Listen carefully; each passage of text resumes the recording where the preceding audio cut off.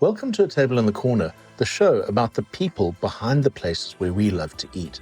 The chefs, the restaurateurs, and quiet grafters who make restaurants feel like more than just rooms full of tables. In each episode, I sit down with the operators who shape restaurant culture, from fine diners to the neighborhood spots we keep going back to. We talk about food, obviously, but also about menus and creativity, success and failure, pressure and resilience, what it really takes to keep showing up in an industry that asks so much of you. I've worked in food and media for more than 3 decades, from running live music venues to cigar bars and an Eat Out award-winning restaurant, to producing cookbooks and spending years writing about and photographing food in Cape Town and abroad. A Table in the Corner is my way of giving something back to an industry that has given me a great deal. The show is available weekly wherever you listen to podcasts, and there's now a video version on YouTube so you can see the spaces my guests have built. Now, settle in at your table in the corner and enjoy the conversation after this commercial break. Anyone who listens to this show knows that Zuni is without question my favorite burger in Cape Town. And that's not just about the flavor and the outstanding experience in store, it's about how the whole thing is built. Zuni was started by the sons of 2 Eastern Cape Wagyu farmers who wanted to honor the entire animal, not just the prime cuts. So the beef comes fresh, straight from their family farms to the kitchen door in Cape Town. The burgers are smashed, the buns baked in-house, the sauces are their own, and the chips are fried in Wagyu tallow. They call it farm to bun, and it's not marketing cuck, it's the honest truth. And now, somehow, Johannesburg gets to share in this. Zuni Burger has just opened its second physical store at 9 Yards in Parktown North, Joburg, which means Joe Burgers are now getting one of the most honest, well-built food brands I've seen in years, delivered at altitude, no less. If you're in Joburg, you're some very lucky humans. Today, on A Table in the Corner, I'm at a bar counter in the corner, chatting to Chef Fish and Lester Riffel of Wiggle Room. Welcome to the show, Oaks. Thank you. Thank you. Thanks for joining me. I've been looking forward to this because this is an interesting concept, and I love the idea, and I like different concepts in restaurants, right? So we're going to it's a bit of a new one because I don't usually interview like a double-hander. So bear with me as we do this.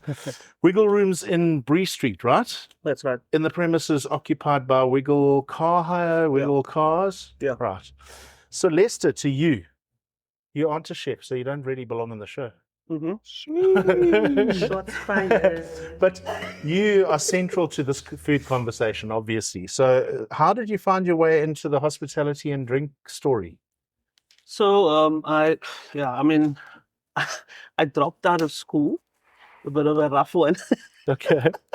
Yeah, I dropped out of school in grade 10, and I was just at home. School wasn't for me, but I had a family member, my grandmother, who was into hotels, and she was an executive housekeeper at Sellers, so in North, back in the early 90s. Okay. And so she was which begs the question, the Riffel surname, is there a family connection to Reuben Riffel? Yeah. Do you share a grandma? Grandfather. Share a grandfather. Okay. Okay. And then she obviously I was at home not doing much, and she cracked the whip and she's like, "Listen, you got to get a job." As grannies do. Yeah. And that was my introduction. It was at Sellers back in 1995, 1996. Okay. And my first job was in the maintenance department for about 2 years, and then there were internal vacancies, and I was like, you know what? I've got nothing to do. Let's jump another department. So I went to housekeeping, became a houseman for 2 years, and then another internal vacancy became available, which was food and beverage, barman. And then I was like, you know what? Let me try barman, for example, and then. Okay. Yeah. So that's where the whole kind of drink thing came 100%. into play. Yeah. It was my first taste of it, All right. basically. And then Chef Fish, What's happening? how do you cut your teeth and find your way into kitchens, man? I think Lester and I got a really close connection with our storyline too. So, no schooling. Okay. Took a Bunking while school, for smoking behind the scoreboard. shit bro, like that. Yeah. full on trap nigga. Got myself into a college. Yeah, I never looked back. 10 years later, I'm at the Wiggle Room. I worked in some of the best kitchens. Which kitchens? Because the thing is, forgive me, Ismael, but lots of people know Chef Fish. Yeah. But until I heard of the Wiggle Room, I'd never heard of you. Yeah. So where were you working before? I was at Mercer. I opened up Mercer and Matt van der Berg for a year as his senior sous. And then I was with Ramba. When he said he had a top guy that was with him at the beginning called Ismael, that's you? Yeah. Okay. Yeah, I was with Matt van der Berg. Connect the dots. I was with Bram Byers at S2-12. Yeah. The Chef's Warehouse Group? Yep. Really? And I was at Pier with Chef John Morris at La Colombe. Bro. Yeah. Okay, so you have a pedigree. Here's a little skedaddle. How long have you been chefing? 10 years this year. Okay. Yeah. All right. 10 years this year. So let's get on to that guy that you share a space with. What did you and Lester sit down and say, oh, let's do something different? It's actually wild. About 3 years ago, we were both at S2-12. He was the head som, and I was running the kitchen. Okay. And busy service in season, 70 packs, 10-minute breaks, smoking, go back into the kitchen. So still smoking from behind the scoreboards to the kitchen. Cracking. Cracking. And we sat one day and we just spoke about something that Concepts. Yeah. And we actually named it the rabbit hole. Yeah.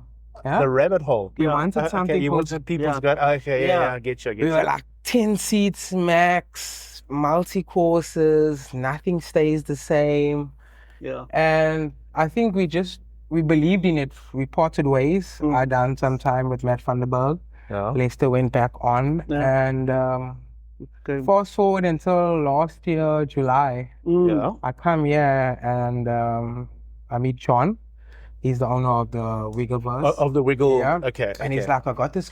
What do you call it? You call it the Wiggleverse. Yeah. So the whole place is the cars, the classic car. Okay. Yeah. All of that show. Yeah. Right? And they were supposed to be kind of like a smash burger joint shack. Okay.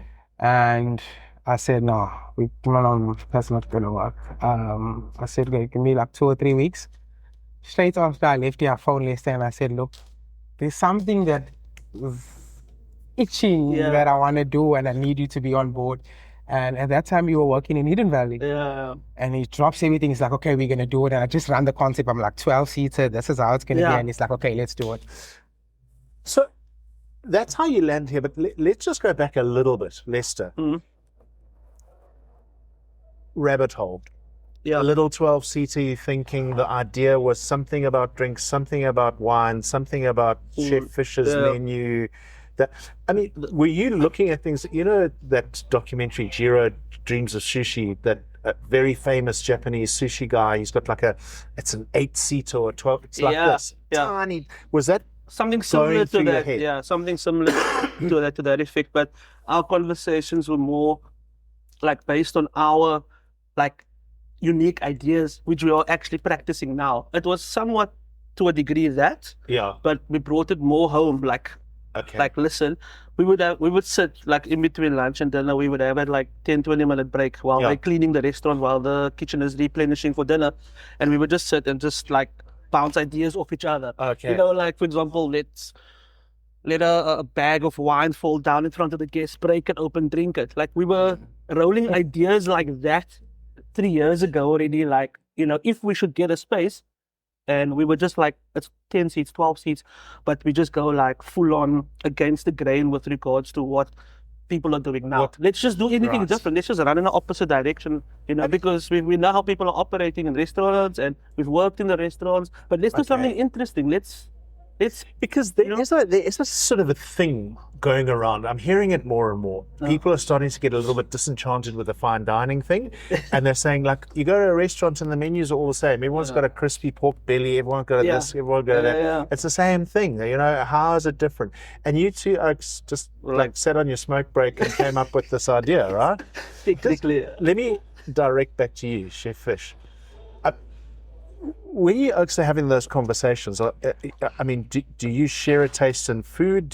Are there the same kinds of things that you like to drink or eat, or that marries you? Have you worked in the same, not marry, you know, in that way, but have you worked in similar restaurants where you've had the same opinion about how did the food conversation start? I think it's crazy because we're both natural creators. Yeah. I don't drink for the past 10 years, so I don't have anything to do knowledgeable about the wine pairing, and that's where Lester steps in. And then with food, I'm more of a, I don't know how to explain it. It's purpose. It comes natural to me. You know, people will sit and say, like, how do you come up with a menu every week? And Lester knows I'll sit in the corner and sketch, and it just comes. So that bridge with us it's like, it's so natural that I don't taste the wines, he don't taste the food until the night. Yeah. So it's not like we have... Interesting. Yeah. Wow. That's basically And so actually it's not necessarily just the food and the drink that got you Oaks talking about this. It's the way in which you present it, right? The format of like a little, because we're sitting here in Wiggle Room. It's a 12-seater counter. Behind it is a cooking space. And it looks pretty basic. Wow. a lot of people say that they scratch their heads. They're like, how do you get food out of this place? Because I mean, what is that induction plate? Yeah. You've got a low boy for a fridge, and there's a extractor. Yeah. Little plate warmer. Is there an oven? Yeah, we got an oven. That's under the desk. Yeah. Little fridge plate warmer. And that's what you're reducing out of it. Okay, well, let's get back on track here. I mean, from a chef's point of view, right? I mean, what does a space like this allow you to do that a traditional restaurant wouldn't be able to, for argument's sake? Or what's different about what you're doing here? I think freedom. I think I have the opportunity to create whatever I want when I want. Yeah. I don't have that kind of barrier where it needs to stay on or I need to pause, check it through someone. But also, I think also with the chefs, it's very, I don't know how to explain. I tell Lester this every week, you know. Every restaurant strives for consistency. Yes. I go against it. My chefs have 2 days to be consistent. You're not going to have someone march back in here and say, oh, I ate the calamari last week and I want that same thing again. And it doesn't have to be like that. You can do whatever you fancy. Every week, 5 times a week. We close 2 days. We open 5 nights a week. And every week the menu changes. So, yeah, I think a lot of, we've opened now for 4 months. We've probably had like 6, 7 return guests almost every week. They'll sit and eat dinner on a Thursday. They'll book that Thursday for next week Thursday. Yeah. Because the experience change. Look, the Wiggle Room is something that's always going to evolve. Yeah. It's never just I don't call it a restaurant. Yeah. I call it my personal space. It's a place. You know, a restaurant is so like set menu, beverages. I mean, is there in fact a menu, or do people just walk in and you start feeding them? Do they know what they're getting before they come through the door? So we strategically, we didn't want to post the menu on the website or on because then you held to it. Because what if the duck doesn't arrive or yeah. But besides that, it was more of like a creative flow with regards to what we want to bring out, what we want to do, and not being told, oh, but like you said, now the calamari I had last week, I want the calamari again this week. Yeah. We didn't want that. We wanted to have something fresh and different, and you come back. We wanted you to come back the following week to taste something different. Yes. You know what I'm saying? So we did it strategically in that way. And also, I mean, our menu design is not a normal menu design. It's illustrations of elements of the menus. You understand what I'm saying? Okay. So it's not, when you're explaining a menu on a worded menu, it gives you the whole explanation. Beef, potato dauphinoise, carrots, broccoli with red wine jus, where we would just put a picture of a Wagyu steak.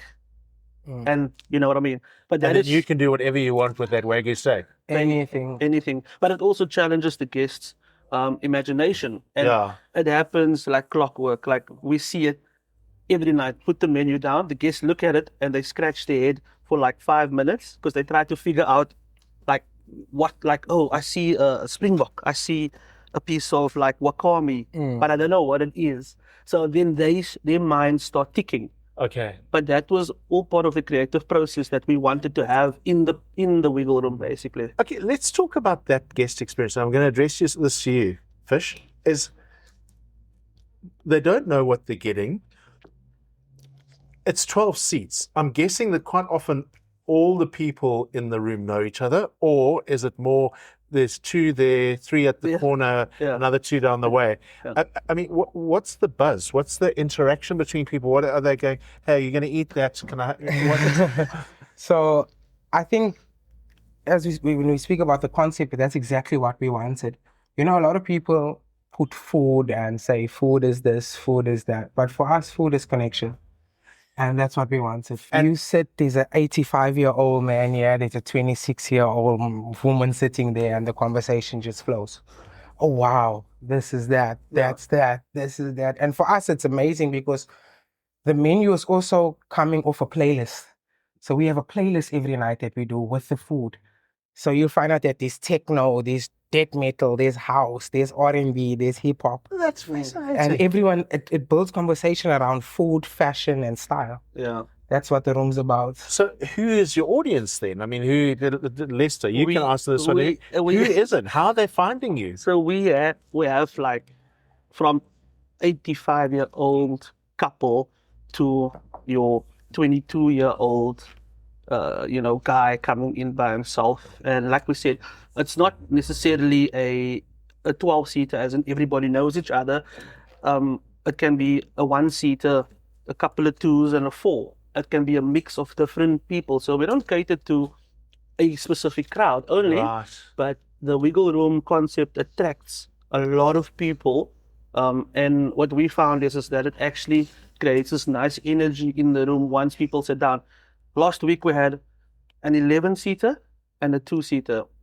The most amazing thing happened. The 2-seater came in by themselves first, and the 11-seater was a group. The 11-seater walked in and greeted the 2 like it was their restaurant, which was crazy. We were standing behind the counter. We're like, what's happening? Do they know each other? Yeah. They didn't know each other. They were from Australia, and the 11 was from all over the world, and they just walked in and we were looking at them, greeting each other, like, hey, how's it? How are you guys doing? They didn't know each other from a border. So that was the energy that or the culture that we create within the wiggle room. Right. You know what I mean? So it's not directed only at certain type of people, but all type of people that want to enjoy good food, good vibe, good wine, good, the good culture, basically. Amazing. We're going to go to an ad break now. We got products and services, and the show has to make a living somehow. When we come back, I want to direct something at you, Fish, about how you're sourcing your ingredients and making stuff up. So let's go to that ad. If you run a restaurant, you know that service doesn't start when the first guest arrives. It starts with bookings, changes, deposits, no-shows, WhatsApps at midnight, and the phone ringing during the pre-service briefing. Novel is a South African restaurant booking system built for people who actually understand service. It gives you one clear view of bookings, walk-ins, queues, and guest notes, and it handles confirmations, deposits, and changes without tying up the phone or the front desk. And the whole system is designed to calm things down before doors open. Plans start at 585 Rand a month, significantly less than older systems, without cutting any corners on features or support. Mention the show, A Table in the Corner, when you call to book a demo. Novel is offering my listeners 2 months free subscription. Their website and co-founder Jesse Singer's email address are in the show notes. And we're back. So, tell me, Fish, how are you sourcing where and how are you thinking, okay, I'm going to get is it seasonal? Is it whatever you wake up and feel like? How are you putting things together on a day-to-day basis? Yeah, look, I cook what I enjoy eating. So I'm not going to sit here and say I'm the most sustainable guy in the country. And look, we go out, we forage. We target markets in Athlone, little Indian markets where we get long bean, calabash, ingredients that chefs don't usually cook with. Mapani worm, wild snails. It's a lot of freedom you have. Yeah. That's the nice thing. And I mean, is it kind of growing up, going to those markets that makes you go there? Yeah. Is that it? It's a lot of what I grew up eating: dry fish, calabash, branjol curry. I play a lot on that on the menu. It's also very,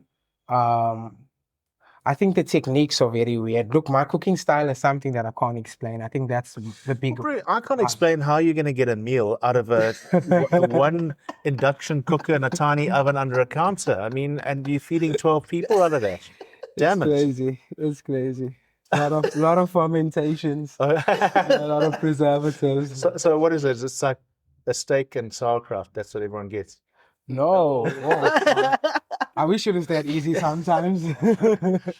It's intense. We do, but some days I'll do 13 courses. 1 week I'll do 6 courses. The following week I'll do 10. The food is really, really high end. Nothing passes me without being 100%. I mean, curry pumpkins, wagyu aging in the fridges for 3 weeks, ducks hanging. It's very elite. The cooking style is serious. So you've got the chefiness of it, but you've kind of thrown off the manacles of being tied to a menu. And, okay. It's fun dining. Yeah. It's fun dining. That's there it. we go. So, and on the matter of fun dining, Lester. Yeah. So it seems now that the complexity of the drinks is very much a part of the eating experience. 100. How do you do that? What's your kind of drive in that? The process is kind of like the same, like Ish goes crazy in one corner, I go crazy to another corner, and we kind of circle back to each other. But the process is, in general for me, is that I didn't just want to do a wine pairing. Because that's very like old school and everybody does that. Yeah. So it's very we decided, okay, cool, it's going to be a beverage selection. Okay. Right. So we're going to throw in publis, wines, cocktails. We throw in a shooter for a palate cleanser. Instead of a palate cleanser being a granite or a sorbet, that's actually going to be a shooter. Okay. But it cleans the palate. You know what I mean? It's also like, I don't want to have a set like, this is what we're going to do. Yeah. If I feel like doing a cocktail to start off with, but it's going to be a babwati spiced infused vodka, which is washed in milk afterwards and then served as your first drink. That's what I'm going to do. That's what you're going to do. You know what I mean? And if I feel like I want to put on a Austrian Gruner Veltliner with a sashimi, that's what I'm going to do, which is fully biodynamic, for example. That's what I'm going to do. Okay. And that's what keeps the process, I think, fresh with regards to the menu, the food, and the wine, because when you come in, it's different. You know what I mean? It's not just like, okay, you're having a glass of bubbles, then you're going to a light white, then you're going to a heavy white, then you go to a light red, a heavy red, and you kind of stick to this cookie cutter mentality of like, you know what I mean? Yeah. So for me, it's kind of like taking the same process as what Ish does, and it's really just us having fun and using our expertise with the experience that we've gathered over the years. I think it's so serious what Lester's saying in a way that it becomes a part of your dining experience. I mean, 2 weeks ago we had a dessert, right? Yeah. We done peaches and cream, and Lester done blue cheese whiskey sours. Now, at a restaurant when you go, you have two options. Blue cheese whiskey sours. You have a cheese selection or a dessert. So we decided we'll give you both. We'll give you a cheese selection and a drink, and we'll give you a dessert. The dessert. And that fucks guests up. That's we stand back and we look how people go quiet, like, I got my dessert, but I've got my cheese. And like, it's mind-bending to them. Like, they don't understand. It's like, they tell us like 5 to 10 minutes later, like, the stuff is cleared away. And they're like, guys, what the fuck did you do? Yeah. I had my sweet dessert, but I also had my cheese course in a liquid form. Yeah. But, I mean, do you ever get people like throw their napkin down and just storm out? Like you said, we're waiting for that one day when someone just loses a job. No, it's the opposite. Like I said, 5 to 10 minutes into people sitting down, they're like, I mean, OMG. also the thing is that based on what I'm hearing about Wiggle Room out there, are you seeing a lot of the chefs at your counter checking out what you're doing? I don't know. Yes, yeah. There is, yeah. The answer is yes, there is, yeah. Yes, there is, because there's a sense in which you really are pioneering here.